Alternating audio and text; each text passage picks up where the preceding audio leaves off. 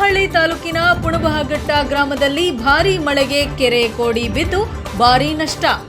ಹರಪನಹಳ್ಳಿ ತಾಲೂಕಿನ ಅರಸೀಕೆರೆ ಹೋಬಳಿಯ ಪುಣಬಘಟ್ಟ ಹಾಗೂ ಸುತ್ತಮುತ್ತಲಿನ ಕುರೆಮಾಗನಹಳ್ಳಿ, ತುಂಬಿಗೆರೆ, ಉಚ್ಚಂಗಿದುರ್ಗ ಗ್ರಾಮಗಳಲ್ಲಿ ನಿನ್ನೆ ತಡರಾತ್ರಿ ಸುರಿದ ಭಾರೀ ಮಳೆಯಿಂದ ಜನಜೀವನ ಅಸ್ತವ್ಯಸ್ತಗೊಂಡಿದೆ. ಪುಣಬಘಟ್ಟ ಕೆರೆಯ ಕೋಡಿ ಬಿದ್ದ ಪರಿಣಾಮವಾಗಿ ನೀರು ಹೊಲಗಳಿಗೆ ನುಗ್ಗಿ 200 ಎಕರೆಗೂ ಹೆಚ್ಚು ಕೃಷಿ ಭೂಮಿಯ ಬೆಳೆಗಳು ಸಂಪೂರ್ಣವಾಗಿ ಹಾನಿಗೊಳಗಾಗಿವೆ. ರಸ್ತೆಗಳ ಮೇಲೆ ನೀರು ಹರಿದು ಸಂಚಾರಕ್ಕೆ ತೊಂದರೆಯಾಗಿದ್ದು, ಉಚ್ಚಂಗಿದುರ್ಗ ಅರಸೀಕೆರೆ ಮುಖ್ಯ ರಸ್ತೆ ಕೆಲ ಕಾಲ ಬಂದ್ ಆಗಿತ್ತು. ಇನ್ನು ಕುರಿಮಾಗನಹಳ್ಳಿಯ ಚೆಕ್ ಡ್ಯಾಂ ತುಂಬಿ ಹರಿಯುತ್ತಿದ್ದರೆ ಜಂಗಮ ತುಂಬಿಗೆರೆಯ ಹಳ್ಳ ರಸ್ತೆಯ ಮೇಲೆ ಹರಿದು ಪ್ರವಾಹದಂತ ದೃಶ್ಯವನ್ನ ಮೂಡಿಸಿತು.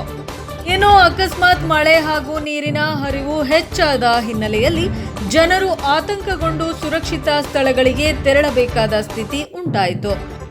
ಇನ್ನು ಮಳೆಯ ಹಾನಿಯಿಂದಾಗಿ ಪ್ರಾಥಮಿಕ ಅಂದಾಜು ಪ್ರಕಾರ ಲಕ್ಷಾಂತರ ರು ಮೌಲ್ಯದ ಬೆಳೆ ಹಾಗೂ ಆಸ್ತಿ ನಷ್ಟವಾಗಿದೆ. ವರದಿ Devaraj K Nellihankalu, NKS TV, Davanagere.